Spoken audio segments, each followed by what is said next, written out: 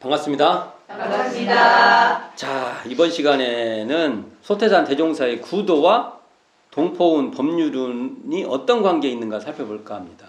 자, 이번 시간으로 동포운을 마치고 이제 법률운으로 들어갑니다.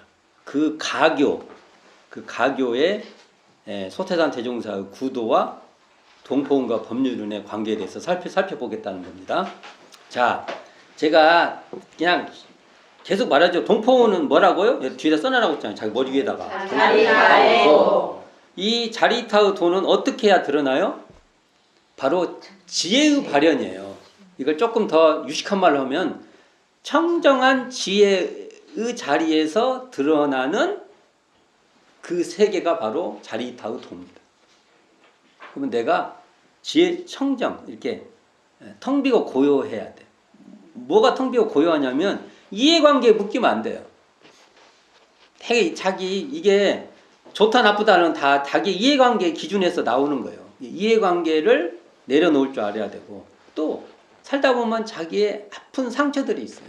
그 상처에 함몰되지 않아야 돼요. 이게 청정한 자리. 또 하나는 자기가 속한 어떠한 위치 또 살다가 보면 생긴 어떠한 자기의 신념 이런 것에 자유로워야 돼. 이런데 이게 바로 텅 비어 고요한 자리예요. 텅 비어 고요한 자리 들으면 그렇게 된다는 겁니다. 그 안목에서 드러나는 자리가 바로 자리타의 도입니다. 아, 내가 지금 자리타의 도로서 이렇게 살아왔구나. 이렇게 되는 겁니다. 자, 그러면 이제 동포는 자, 정리했어요. 자, 물어보지 마세요. 말했죠.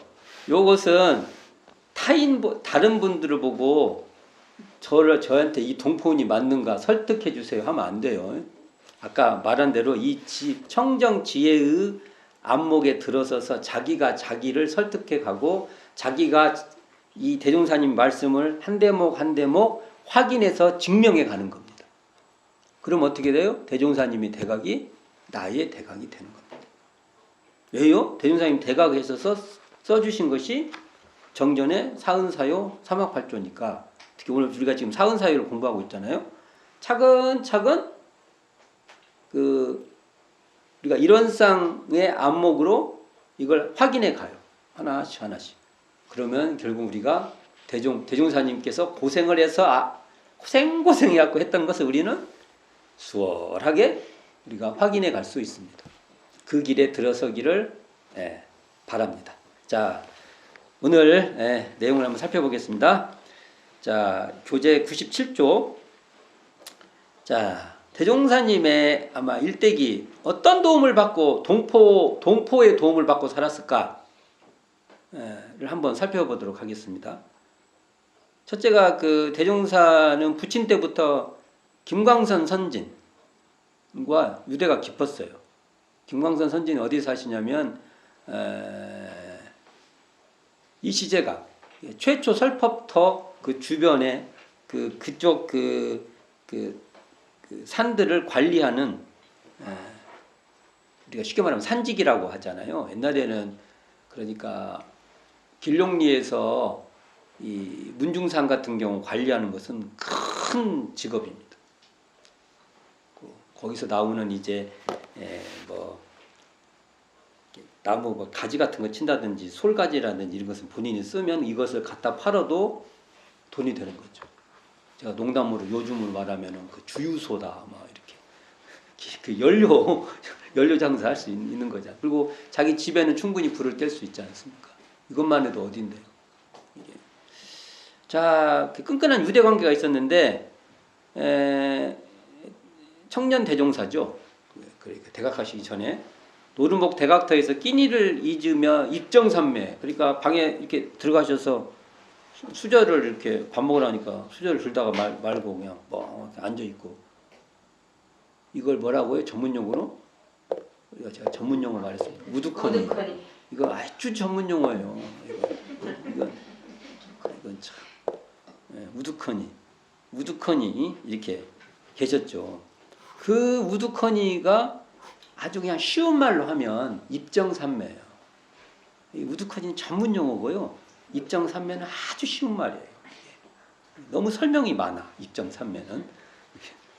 자, 그럴 때 김광선 선진께서 아들 김홍철 아들을 시켜서 조밥 한 그릇을 남몰래 갖다 줘요. 그러면 이것을 이렇게 두 대로 나누어서 소금에 이렇게 이렇게 드셨다. 참. 그리고 또 연화봉 초당을 이렇게 주선해서 수양과 그다음에 아마 치유 어떤 피부병 같은 그 치유도 그때 했다.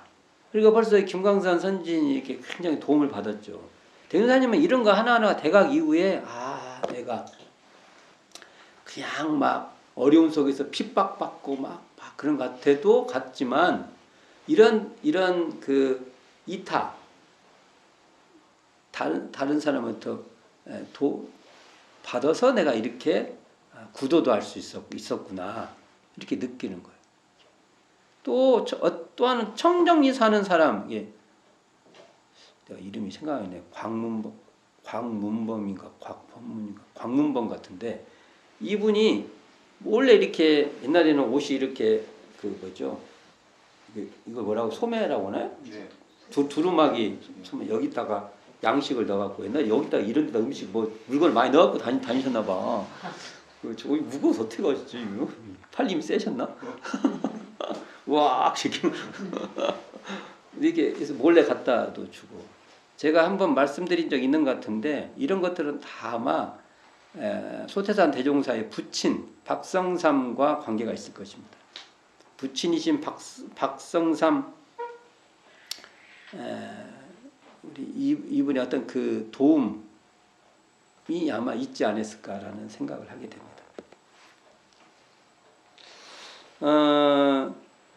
그리고 이제 소태산 대종사의 부친 박성삼께서 열반하시게 되니까 정말 이제 대종사님이 생활이 막막하게 돼요. 정말 막막하게 됩니다. 뭘 안 해보셨거든요. 그 생활을 어떻게 할 것이라는 것을 별로 생각 못 하시고 살으신 거예요. 그럴 때 이웃 동네 부친의 친구인 김성서가 이원하 선진과 함께 규영바위에서 주막을 열도록 도와줘요. 이게 김성서 이 집이 이원하 선진의 친정골이에요. 친정골. 주막을 그래갖고 그리고 그 이후에 또 타리파시에서 사업을 타리파시 가서 장사할 때 그 미천을 대주기도 합니다. 또 외삼촌 칠산 6원의 친구인 이순순 선진 이순순이 이건 이제 법명이죠. 이인명. 우리가 지금 법명으로 그냥 하니까요. 청년 그 대종사께서 타리파시 가자고 권유를 해서 장사할 수 있도록 안내하죠. 그래갖고 결국 부친 때 있었던 부채 빚들을 다 갚게 도와줍니다. 이거 큰 일이죠. 이걸 한번 대종사님께서 가장 큰 장벽을 하나 그냥 해결해 준 겁니다. 이런 인연이 없었으면 안 된다는 거죠. 내가 막 삶이 막 대임사님 생각해보세요. 지금 대임사 입장에 생각해보세요. 그냥 원망이 너무 많아. 지금 그렇게 생각하면 이건 뭐 될 일이 안 돼. 뭐 하는 이게 그렇게 생각할 수 있단 말이에요. 현재. 근데 이런 상황을 나중에 대각하시고 나서 이렇게 도움이 있어서 내가 이렇게 살게 됐구나 이렇게 느끼는 것입니다. 그리고 또 그 대종사께서 노루목에서 입정산맥에 들어있을 때 어느 날 막 바람이 불고 막 굉장했나 봐요. 그러니까 갑자기 걱정이 된 거예요. 그 노루목이 와본 거예요. 이게 대종사가 걱정됐던 거예요. 이런 걱정도 아마 대종사 부친과 관계가 있을 거라고 봅니다.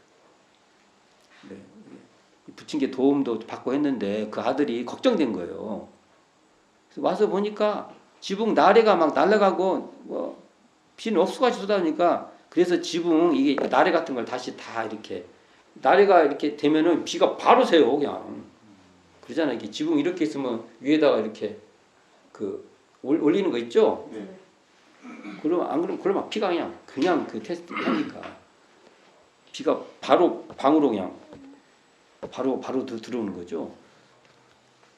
이런 걸 고쳐준 일도 있고 또 소태산 대종사 소원 성취를 위해서 양화운 대사무와 이원하 선지님께서 그 정말 간절히 기도하고 또 뒷바라지도 했던 것이죠. 자, 이런 것을 봤을 때 대종사 상황이 이렇게 보면 뭐 정말 이렇게 살아야 되나 할 정도의 삶이에요. 근데 또 대종사께서 이 청정 지혜 안목으로 보니까 이런 도움들이 있어서 내가 살았구나 이렇게 되는 겁니다. 자, 이렇게 소태산 대종사를 알게 모르게 도왔던 사람들은 아마 청년 대종사의 부친이신 박성삼 이분과 관련이 있었을 거예요. 이분에게 도움을 음으로 양으로 받았을 거예요. 그러니까 아들 걱정하신 거예요. 우리가 이렇게 봐야 될 겁니다. 저는. 그러면 이렇게 보면요. 대종사께서 아버지한테 도움을 받은 거예요. 또. 이때 아버지는 이렇게 보면 동포입니다. 아버지 하면 무조건 부모로만 보지 마세요. 이것도 이렇게 보면 동포예요. 아버지가 동포. 그러니까 박성삼께 신세를 지었든지 아니면 인간적 신의가 통했던 사람들이 다 소태산 대종사를 도왔고 이런 도움이 다 동포의 도움이고 이 동포의 도움에는 부친의 음덕이 스며 있었다. 이렇게 볼 수 있죠. 자, 이처럼 청년 대종사는 대각전 이웃의 도움을 여러모로 받게 되는데 대종사는 대각 후에 경축가에서 이러한 이웃의 도움을 세계은덕이라 한 것입니다. 세계은덕. 나중에 이게 동포운으로 바뀝니다. 처음에는 대종사님께서 세계은덕이라고 했어요. 이것도 말이 되죠. 세계은덕이죠. 내 주변에 이 세계라고는 표현했지만 이웃에 내가 관계된 이웃의 은덕을 입었잖아요. 이걸 문장을 쓰면 세계라고 된 것이고 이걸 더욱 또 문장화시키면 동포운이 된 겁니다. 어찌 보면 이거 그냥 이웃의 은혜 이렇게 말해도 돼요. 이웃의 은혜. 그러니까 청년 대종사의 구도에는 이러한 이웃 동포의 노고와 도움이 있었던 것이에요. 대각 시각으로 보니까 이게 다 동포운이었던 겁니다. 대각 시각이라면 또 너무 또 막 우리가 동떨어진다고 생각하니까 내가 그 이해와 나의 그 시각을 내려놓고 보면 이게 동포운이었다.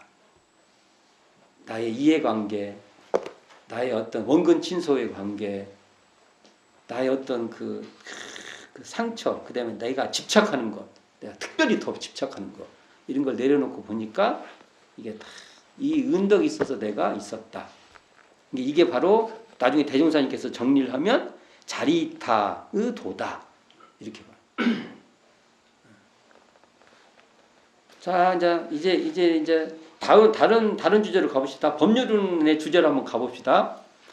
자, 청년 대종사께서는 유불선의 가르침과 문화에도 영향을 받으신 것 같다는 거죠. 구사고행 시에 조웅정 박태구전의 고소설에 영향을 받아 도사 찾아 나섬과 도사 나서죠. 네. 판소리 적벽가에 나오는 대몽수성각 평생아자지라는 제갈공명의 시를 낭송하는 거린을 초대하여 의심을 물어본다든지 이때 당대에 이런 어떤 사상들이죠. 그러니까 민중들에게 파고들어왔던 사상들이죠. 그다음에 의심을 풀어준다는 처사를 초빙하여 실험하신 일이라든지 그 아시죠? 의심을 풀어주면 소 한 마리 주겠다고 했던 거. 그다음에 뭐 옥추경 등 이러한 그 어떤 도교 및 민속문화 영향도 받았다는 것이죠. 그리고 이것을 색안경을 끼고 보지 마세요. 대종사님 당대 때 너무 자연스러운 그냥 우리 그 동네 문화의 풍습이야 그냥. 요즘 우리가 그거 먹지 않습니까? 우리가 나가면은 아이스크림 먹고 이게 나오는 거 아이스크림 먹고 가고 그러잖아요. 그런 거 똑같아요. 이게 지금 눈으로 보면 막 굉장히 이상한 것 같이 보는데 그 당대 때 그냥 마을에 이렇게 스며 있는 그런 풍습들이에요. 옥추경이요? 이런 거 이분들이 하면 그냥 평소에 안 보다가도 이분들이 옆에서 있으면 같이 구해서 그냥 보는 거예요. 또 서당 교육 등 생활 전반에 걸친 유교 영향을 받죠. 서당에 다니셨으니까 한 2년여 정도로 실수로 한 2년여 정도 다녔었다고 하는데 그리고요 선운사 수양 또 불갑사 및 용문왕 내왕 불갑사를 가셨을까? 가셨다고 전 봐요. 동네인데 바로 같은 용문암에는 갔다는 그 제자들의 말들이 있으니까 여기를 가셨을 것이고 그리고 월말통심 27호에 등장하는 불상의 효염을 실험한 일화 불상 실험했잖아요. 대전사님께 가셔가지고 옆구리도 찔러보고 뺨도 때려보고 그래서 큰일 났다 이제 했는데 별 이상 없고 뭐 그런 거 있잖아요. 이 등산불에 대한 실험을 해보신 거예요. 이런 걸 보면 다 중에서 불교 문화 영향을 받죠. 앞에 보면은 도교 문화 영향도 받고 민속 문화 영향도 받고 유교 문화 영향도 받고 또 그 당대 때 그 뭡니까 이렇게 구전 소설 이런 영향도 받고 영향을 받죠. 또 영광등 교회당에 가서 월말통신 제 27호에 등장하는 내용처럼 하늘아버지라고 비니까 하늘아버지하고 비니까 대무사님께서 장대를 갖고 하늘에다가 어디 영험하면은 어쩌냐고 내가 이렇게 찔르는데 이것도 진짜 하셨는가? 그러니까 그런 그 대무사님 말씀이 계세요. 그래도 어느 땐가 대각하시기 전에 이런 일도 하셨던 거예요. 그러면 이것도 보면 기독교의 또 직간접의 영향이 있는 겁니다. 뭔가 접하신 거예요. 또 대각 후에 가사를 읊는데 이 가사 내용에 보면 동학의 동경대전이나 용담누사의 영향을 받았다 하는 내용 받으신 거예요. 이것도 이 가사체 글들 쓰는 것은 이것을 우리가 그렇죠. 글을 읽어보는 그것으로 글들 많이 써요. 영향을 받아요. 그런 것 같아. 이것도 그래요. 대각 후에 후동학으로 이어지는 증상교. 우리가 증상교를 후동학이라고도 해요. 증산교에서는 뭐 참동학이라고도 한 것도. 근데 하여간 우리 그 학문적으로 후동학이에요. 뒤에 동학을 계승한 동학의 사상 영향을 받은 어떤 그런 애 보면은 또 우리도 어떤 의미로서는 또 후동학이라는 말을 받아요. 원불교도. 이거 그렇다고서 동학이라는 소리 아니에요. 후동학으로 했다 보니까 또 그러니까 동학의 사상은 어떤 흐름을 이어받고 있다. 이런 말이에요. 이게 또 그걸 또 막 아주 막 알러지반응 같이 또 막 반응하는데 그럴 필요 없어요. 그냥 대종사님께서 통합 활용하면서나 다 연결이 돼요. 그렇다고 해서 거기에 뭡니까 빠져갖고 거기서 매몰되신 분이 아니에요. 왜 이렇게 자신감이 없는지 모르겠어요. 아무것도 아니에요. 그러니까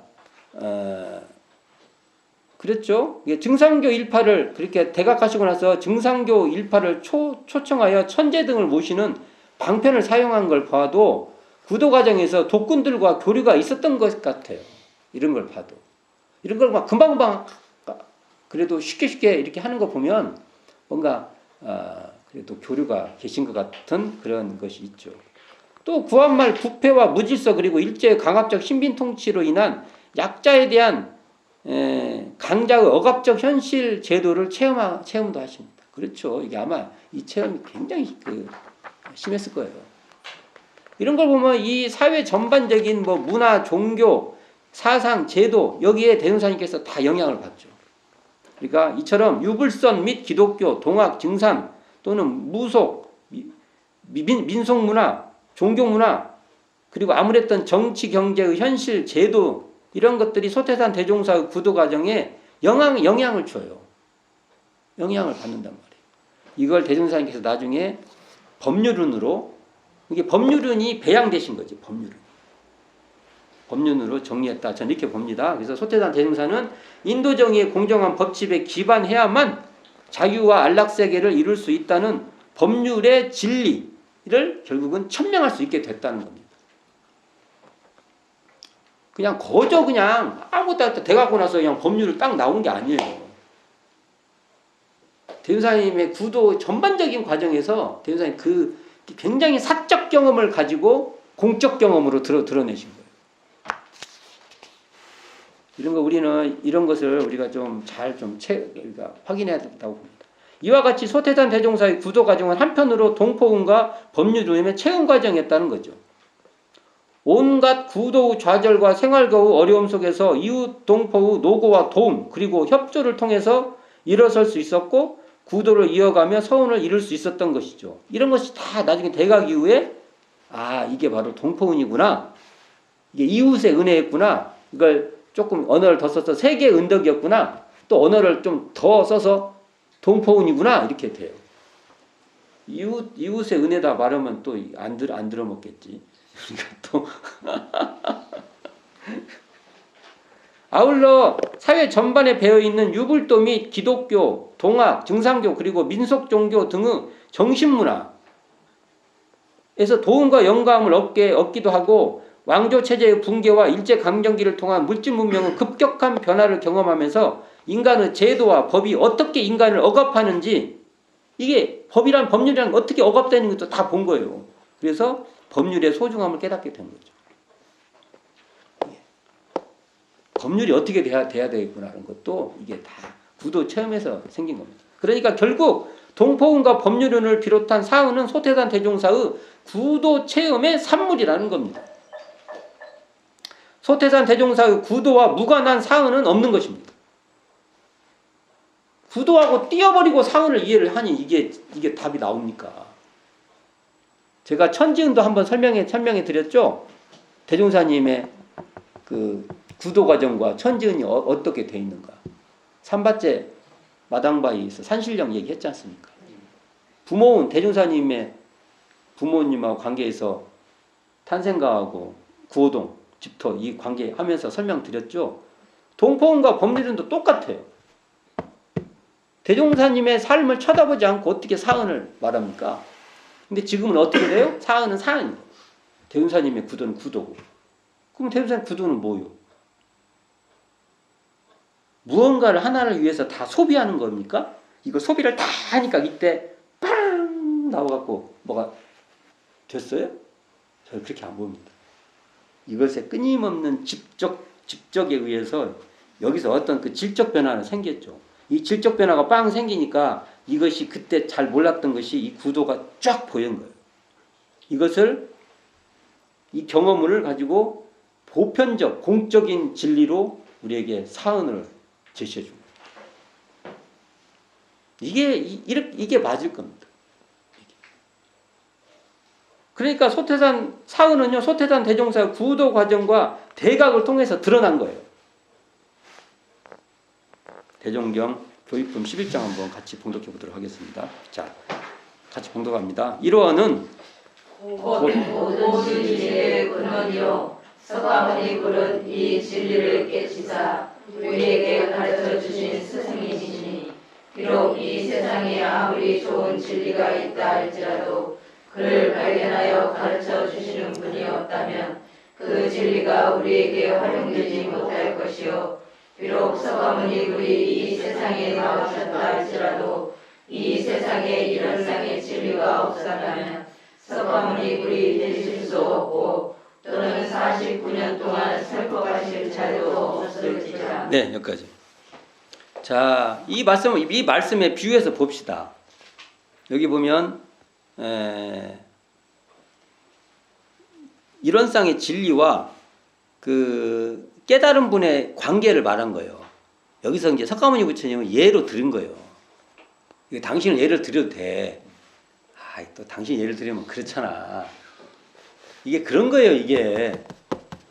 근데 우리는 사실은요, 이걸 읽을 때 어떻게 읽으면 되냐면요, 이런상과 대종사님 관계를 읽어버리면 돼요. 대종사님은 당신을 갖고 그런 분이 아니요. 당신은 계속 낮추어. 낮추고 이렇게 석가모니 부처님 이렇게 올려요. 이런 게 위대하죠. 이런 것이. 그러니까 여기서 보면 이제 이 말씀에 따라서 해석을 해보면 설사 이런상 진리가 있다 할지라도 소태산 대종사의 구도와 대각의 안목에 따라서 진리를 사언으로 만일 드러낼 수 없을 수 있어요. 진리가 있다고 해도 대종사님 대종 구도와 안목이 없다고 한다면 대종사님의 구도와 대각 안목이 있으니까 이 진리를 사언으로 드러낼 수 있는 겁니다. 이런상 진리를 사언으로 밝혀주신 겁니다. 그래서 우리가 사언을 알아야겠어요? 몰라야겠어요? 알아야겠어요. 이런상 진리만 알면 안 돼요. 이런상 진리 해갖고 이게 다라고 해버리면 안 돼요. 이런상 진리를 사실은 이런상 진리를 알면은 대종사님의 제자라면 그냥 사언이 그냥 드러나야 돼요. 근데 만일 이런상 진리는 말하면서 사언이 뭔지 마음이 우리가 공정영지의 광명이 밝아졌다고 해놓고 사언의 도가 안 드러나. 우리가 말을 못해. 공정영지의 광명이 밝아졌으면은 자리타도가 드러나야 돼. 동포의 자리타도가 드러나야 돼. 근데 안 드러났어. 그럼 어떻게 돼? 고민해 봐야 돼. 이건 다른 것은 어떻게 맞을지 몰라도 대종사님의 가르치면은 고민해 봐야 된다는 겁니다. 그러니까 소태산 대종사께 있어 소태산 대종사 또 말씀하지만 당신 대각마저도 자력으로 구하는 중 사은의 도움이라고 하신 거예요. 왜냐면은 자기를 살펴보니까 그런 거예요. 당신을 살펴보니까 이렇게. 그러니까 이런 말씀 굉장히 중요합니다. 우리가 청정지혜인 이론상에서 천지의 도가 밝아지고요. 청정지혜인 이론상 자리가 내가 이렇게 드러나면은 그 자리에서 부모의 도가 밝아지고요. 동포의 도가 밝아지고요. 법률의 도가 밝아져야 됩니다. 이것이 바로 소태산 대종사의 은혜입니다. 우리는 대종사님 길을 따라가면 됩니다. 자, 오늘로써 동포은은 마치고요. 이 시간을 또 이어서 다음 시간에 이제 법륜으로 나갈 겁니다. 자, 수고하셨습니다.